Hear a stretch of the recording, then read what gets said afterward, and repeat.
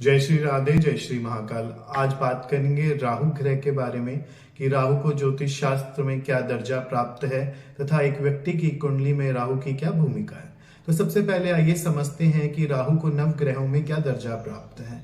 राहु का मुख्य तौर पर कोई भी अस्तित्व नहीं है यदि हम ज्योतिष शास्त्र की बात करें तो। राहु को एक छाया ग्रह माना गया, अर्थात एक ऐसा ग्रह जो जिस भी घर में बैठेगा वैसे रिजल्ट्स देगा, जो जिस भी प्लैनेट के साथ बैठेगा उसके अकॉर्डिंग अपने रिजल्ट्स प्रेजेंट करेगा, या फिर जो जिस भी नक्षत्र में बैठेगा उसके अकॉर्डिंग अपने रिजल्ट्स देगा।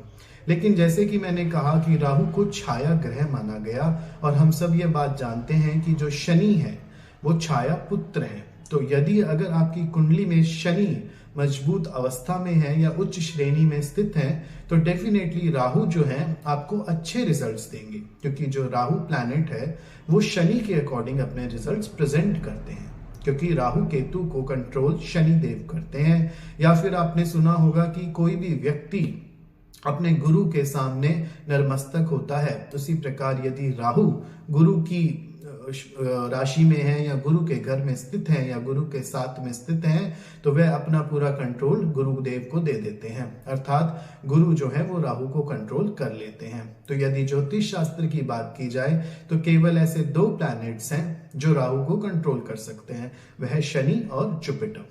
तो आइए समझते हैं कि क्या रेमेडीज करके हम राहु के नेगेटिव इंपैक्ट्स को कुंडली में शांत कर सकते हैं।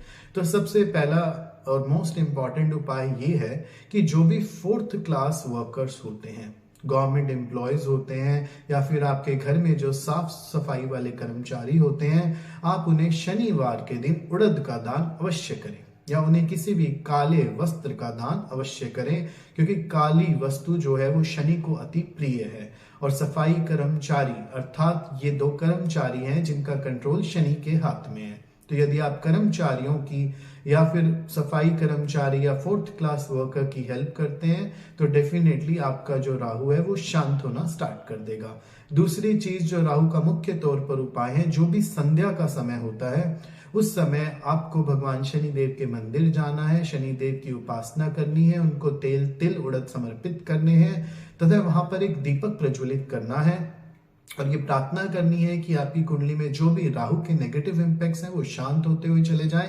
आप देखिएगा कि धीरे धीरे आपका जो राहु आपको पीड़ा दे रहा है या जो नेगेटिव इफेक्ट्स दे रहा है वो धीरे धीरे शांत होने लग गया। तीसरा मोस्ट इंपॉर्टेंट उपाय, आप अपने घर के टॉयलेट्स को खुद से क्लीन करना स्टार्ट कर दीजिए। खासकर संडे के दिन या सैटरडे के दिन आप अपने टॉयलेट्स की क्लीनिंग खुद से कीजिए। आप अपने घर के कर्मचारियों को सफाई कर्मचारियों के साथ अच्छे से पेश आइए, उनका निरादर कभी मत कीजिए। आप देखिएगा कि आपका जो राहु है वो धीरे धीरे आपको अच्छे रिजल्ट्स प्रेजेंट करने देगा। अगर हम बात करें राहु की, तो राहु को काल भैरव से भी जोड़ा गया, क्योंकि काल भैरव जो है वो काल को नियंत्रित करते हैं, काल अर्थात समय। तो आप संडे के दिन अगर भगवान काल भैरव की पूजा करते हैं, उन्हें लड्डू का भोग लगाते हैं, कुत्ते की सेवा करते हैं, तो भी आप देखिएगा कि आपका राहु जो है शांत होने लगा, क्योंकि काल भैरव जो है वो काल के देवता माने गए हैं, वो समय को अपने साथ नियंत्रित करके चलते हैं। और राहु जो है वो भ्रम का कारक माना गया है, वो व्यक्ति की सोच में भ्रम को पैदा करता है, काल में अभाव पैदा करता है। इसलिए यदि हम काल भैरव की पूजा करते हैं तो डेफिनेटली आप राहु के दुष्प्रभावों से बच सकते हैं। आइए अब मूलांक के अकॉर्डिंग बात करते हैं कि न्यूमेरोलॉजिकली राहु को ज्योतिष शास्त्र में कौन सा नंबर स्थित है। तो राहु को हम 4 नंबर देते हैं।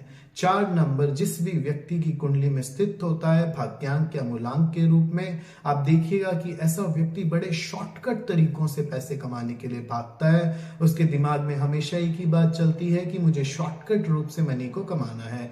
ऐसा व्यक्ति बिल्कुल हार्डवर्किंग नहीं होता। वो हमेशा जो लॉटरी का बिजनेस है या फिर इस तरीके का जो बिजनेस जिसमें शॉर्टकट कमाई होती है उसकी तरफ भागता है। आपने देखा होगा जिनकी कुंडलियों में राहु पीड़ित हैं उन लोगों ने जेल यात्रा अवश्य की होगी या फिर उनके ऊपर केसेस अवश्य चलेंगे, क्योंकि राहु जो है इंसान की बुद्धि को भ्रमित कर देता है, भ्रष्ट कर देता है, जिससे व्यक्ति ऐसे कोई कार्य कर देता है जिससे उसके ऊपर कोई ना कोई मुकदमा अवश्य होता है। तो मेरे साथ इसी चैनल पर ऐसे ही बने रहिए और ढेर सारी वीडियोस के लिए आने वाली वीडियोस में हम जानेंगे केतु ग्रह के नेगेटिव और पॉजिटिव इंपैक्ट्स को। जय श्री राधे, जय श्री कृष्ण।